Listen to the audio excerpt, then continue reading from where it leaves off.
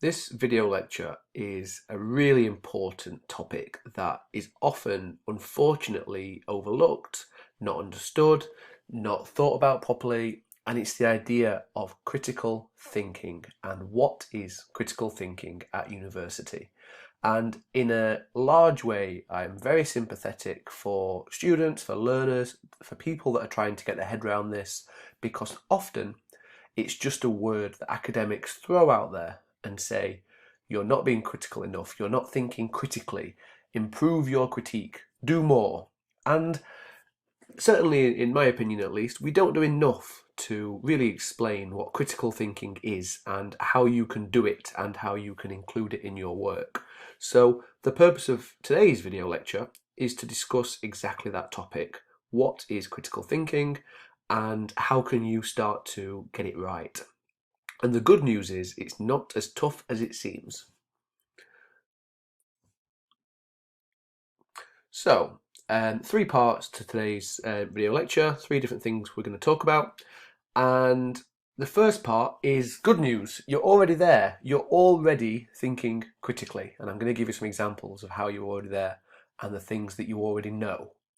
Secondly, the much more challenging part, the much tougher part, how do I translate that into your academic work? And then third, how can you self-check? How can you make sure that you've been critical, you've done a good job, and at the end of the day, we're all here for one reason, to make sure you're going to get the marks as well. So, three really important topics. So, one thing I'd like you to think about is the fact that you're already there. You guys already know how to think critically. You know when something is presented to you that doesn't sound right or doesn't feel like it's accurate. So, for example, one of the things that we see all the time is it gets to, I don't know, January or December or February, and we'll start to see in the press that we're going to have the coldest winter for 100 years, or the food is running out. And people with a critical eye, people that understand how the press works, it's the role of the press to sell you a newspaper, not to report you the news. You know, they're businesses, not news businesses. So they know that if they put coldest winter in 100 years, the food is running out, lockdown to carry on for a year, they generally know that that means that they might sell a few more newspapers. And someone with a critical eye will take one look at that and go, yeah, I'm not sure if that's true, or I'm not sure if that's accurate. Secondly, another example, this is a picture of the Nomadic. It's a ship that used to take people out to Titanic. This is a picture I took a couple of years ago. And you know, if you were watching a film and it said, this film is based on a true story. Now, you know, most people know, that that means that, yeah, the general plot of the film is true, it's accurate, certain scenes will have been added, not everything that is said will have been said in exactly that way, but generally the plot is accurate, even if some of the characters are fictional and some of the ideas didn't quite happen the way they said. People know that when they look at a film. So you're already thinking critically. No one looks at Titanic and thinks, isn't it awful that Jack died? Because we know that Jack's not real. But when they're talking about the captain and maybe a conversation he had with Bruce Ismay or Thomas Andrews, we know that that's probably based on a true story, even if it's told in a way that is supportive of the story that we're telling. So we're already thinking critically. We don't automatically take what we're given as factual and truthful. And that's an essential skill in the modern world. And just to come back to our example of the weather, so a critical person would say, nope, I don't believe that it's going to be freezing, I don't believe that there's going to be snow, and you might do some more research, you might look somewhere else, you might go to a different newspaper. And if you went to the Independent in 2016, on this particular day, you would have read an article that says, the Daily Express has run the same weather story every year for 5 years and got it wrong every year for those 5 years. And from a critical point of view, depending on how you look at it, it might be a good thing or it might not be a bad thing. So, for example, for the Daily Express, 5 years ago, they sold lots of newspapers when they ran a certain story. So they decided to run that same story again for the next 5 years. And if you're looking at that critically, you might say, from a bottom line profit point of view, that's really good. From a news point of view, it's awful. So we already have these skills in order to say, right, so I've read the idea that it's going to be snowy for 100 years or something. I don't think that's true. I'm going to look on a different newspaper. I'm going to look on the BBC. I'm going to look somewhere else. I'm going to find some more information and find out what the truth is. And to bring this back to some academic theory, one thing I'd like to bring to your attention is this idea of Cottrell, or 2020. And Cottrell talks about what we need to do to think critically is to work out whether we believe what we see or hear. So I've seen this, do I think it's true? Does it sound right? Number two, taking steps to find out if something's true. So in our example, we're on the Daily Express, and then we look in the Independent, we look on the BBC. And then thirdly, we get to a stage where we need to argue our own case if someone doesn't believe us. So if I went to my dad or my mum and said, look, you're reading this newspaper, it's not necessarily true, have a look at this, have a look at this, have a look at this evidence, then suddenly we're starting to build an argument. And that's all you do in academic work, really. It might not seem as obvious in academic work, but that's the exact same thing that you're doing, just with academic theory. At this point, I'd like to make a recommendation that you have a look at Critical Thinking Skills, Effective Analysis, Arguments and Reflection by Cottrell. So hopefully that's a good resource for anyone that's interested in developing this topic further to understand. So just to recap what we've just said, to work out whether something we believe or see is true, where else can I look? What's the claim? What are they saying? Where else can I find this information? And now I'm developing my own position and my own argument. So in our example of the snow, as far as I think I know, the best place to look for that information would probably be the Met Office, because the Met Office are the official government entity to report the weather. And it's not always the most appropriate thing to go to the government for legitimate data, but in this case, it's not political, it's not sensitive, it probably is the right place to go to find that information. So we've gone from the Daily Express to the Independent, to the Met Office, to the BBC. So now we've got a position. So if we were writing about this, we could say, well, as much as the Daily Express argue that it's going to snow, the Independent have found data to prove that they've ran this story for 5 years in a row. The BBC argue that there's not going to be any snow. And also the Met Office have advertised sun and rain for the next two weeks. So we can confidently say there's not going to be any snow. And you might take that a step further and say this data is not legitimate because. And that's the idea of being critical and the idea of getting under the skin of things. So all I've tried to do with these first few slides is to show you that you're already critical and you already have the skills to understand if something's true or false or right or wrong. So don't do a disservice to yourself in that sense. All you need to do is copy that across to an academic context.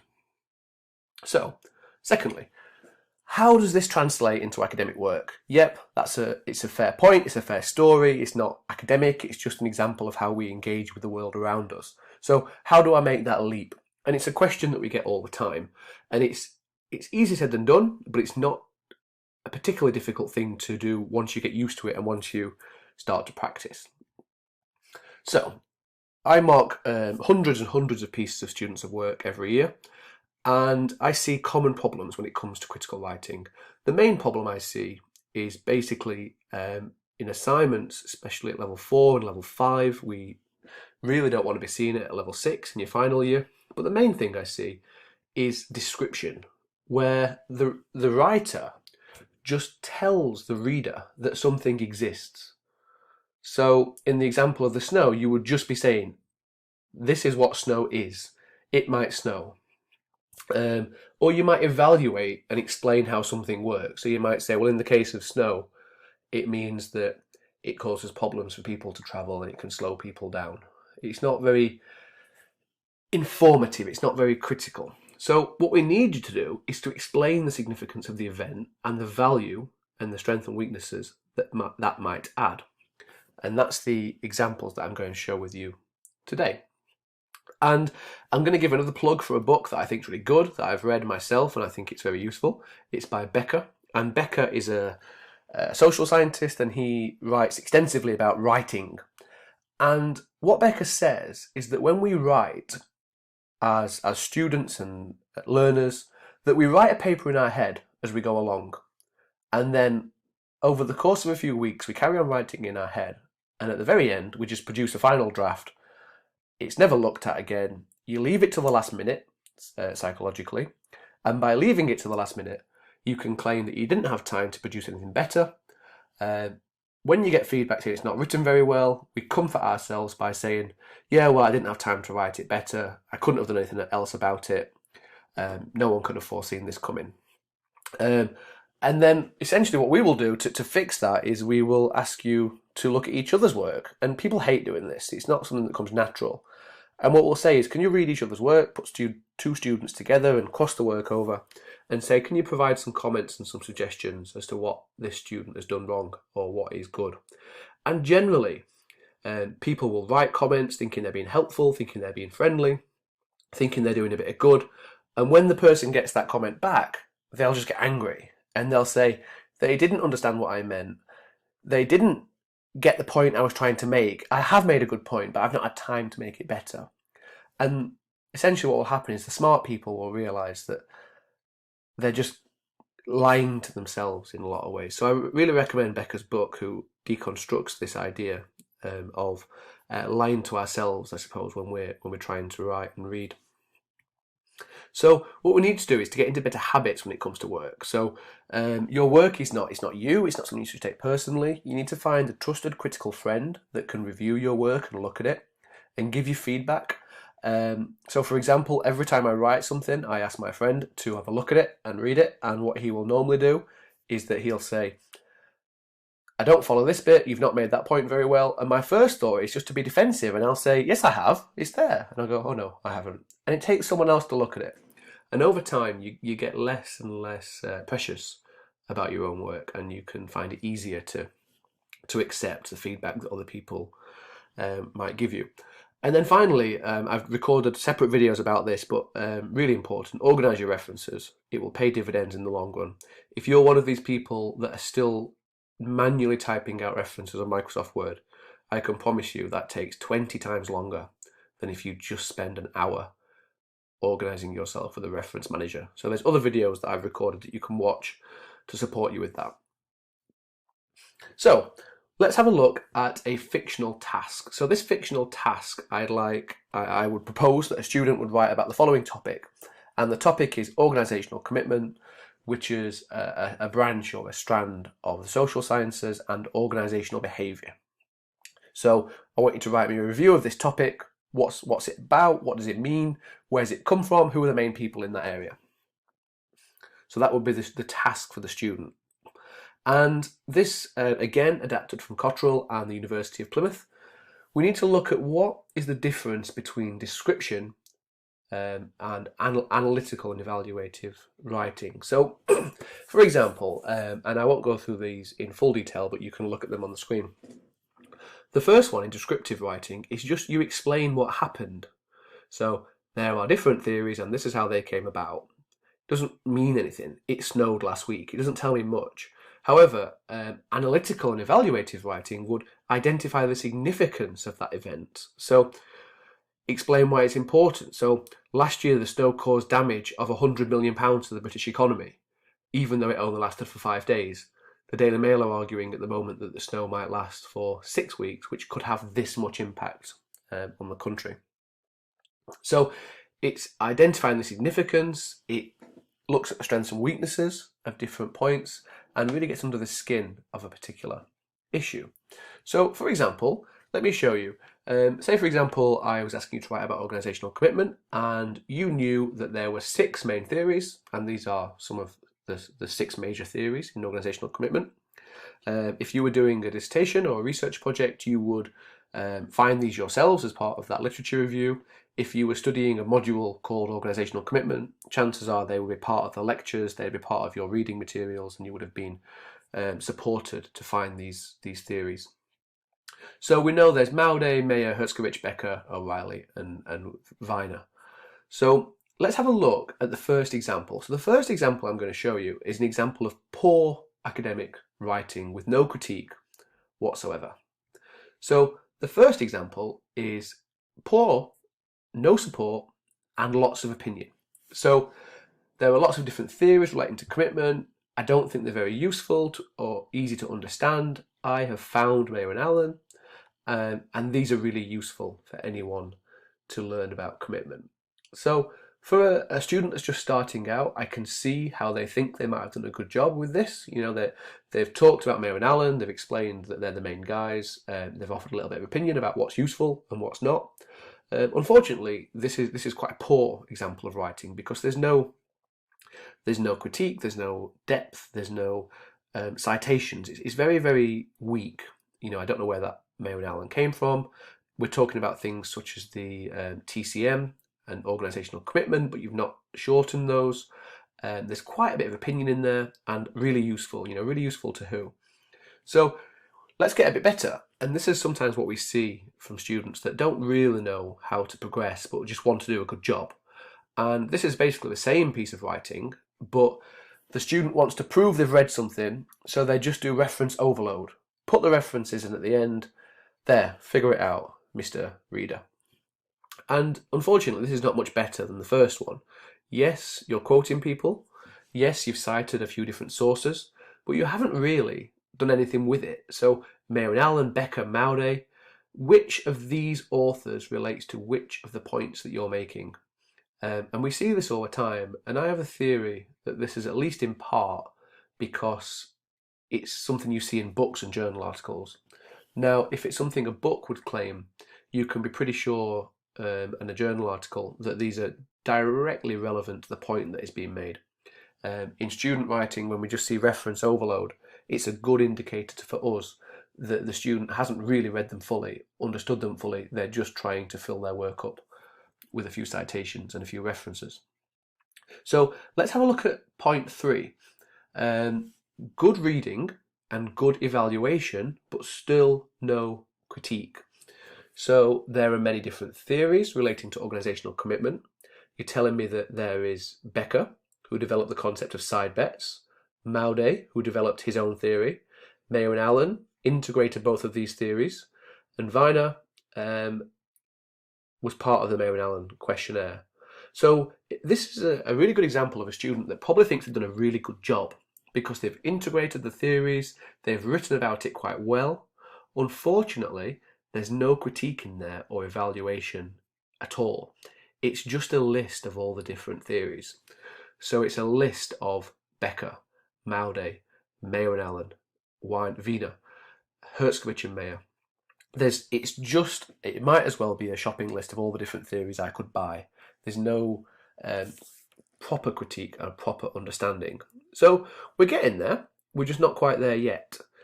The next example, example 4, is critique as an afterthought. So it's the same piece of writing, and then at the end, the student remembered, I need to be critical, can't forget to be critical, so I'll just add a little sentence at the end of critical writing. So the same thing we've seen above, and then we'll say, oh yeah, these theories, they're sometimes limited, so Becker didn't collect primary data, and Mayo and Allen weren't perfect either, and then just put some reference overload at the end as well. So again, it's getting better, it's critique as an afterthought, at least there is some critique in there. However, it's not part of your work. It's not, a really thorough critical evaluation of what you've written. So let's go to example 5, and you can see where this is heading. Example of good reading and good evaluation. So there are many different theories of commitment, and there's no single theory that has been adopted by academics. That's important. It's telling me that as much as there's many, there's not much understanding. These began with Becker, who developed a theoretical concept of side bets. Becker did not collect primary data to inform his findings, meaning there is potential for bias. That looks good. It's explaining to me the limitations of Becker's work. Maude developed his theory further. However, Maude's sample was primarily in North America, leading the researcher to question the validity in the UK, because we're in the UK. Mayo and Allen, Viner. However, as noted, much of the earlier work relied upon theoretical underpinning, which I've discussed here and here, as opposed to primary data, which means it might be problematic when tested empirically.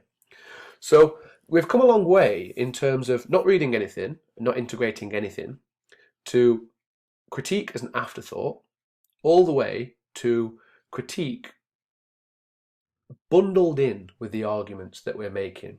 So you can see here, you're still being descriptive in places, which is fine.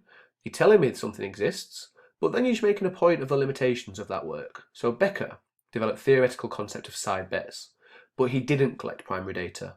Maude did collect primary data, but it was based in North America, and our studies in the UK, so we're not sure if it's going to be valid. This third theory used both of these theories, which are limited. So the third theory has got to be limited by association. So it's taking that a little bit further and integrating it into the work. So in the previous example, critique was an afterthought, whereas in this example, it's part and parcel of the work that you're writing. So if we go back to the Cottrell example, we can state what happened, but then we should identify the significance.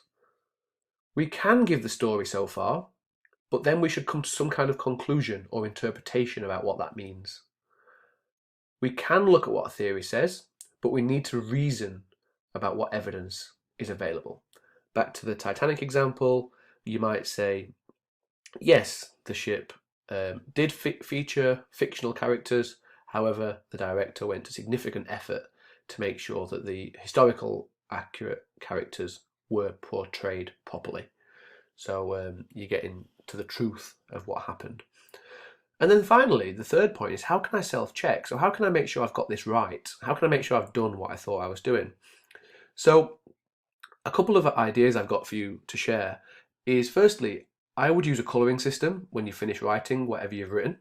So by colouring in whatever you've written, you can see what's descriptive and what's critical.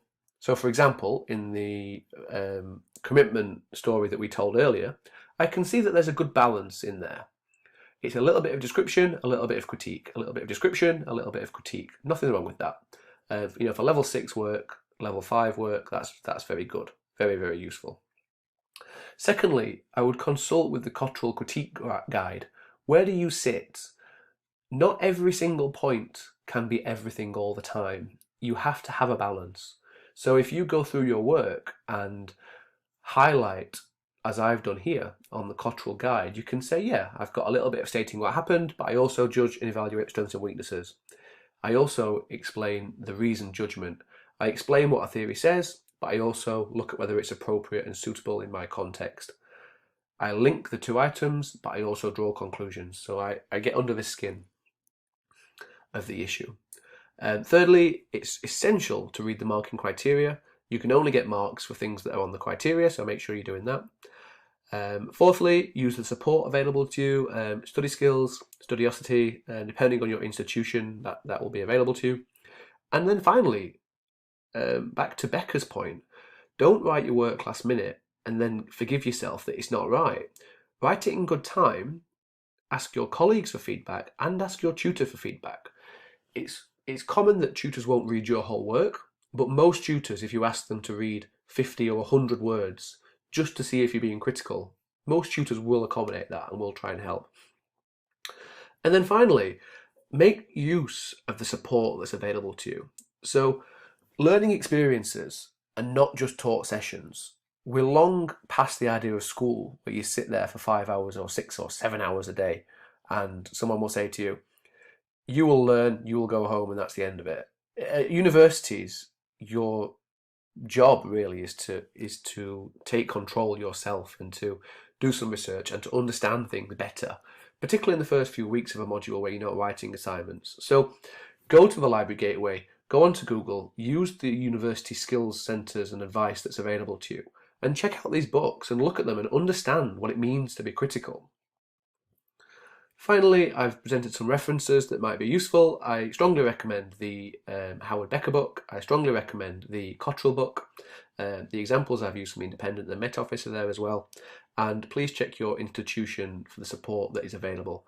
I've included the Sheffield Hallam University Critical Writing Guide, and hopefully that can help to make average writing a little bit more evaluating and critical of the work that you're trying to do. Good luck with your work, and I'll see you in the next video.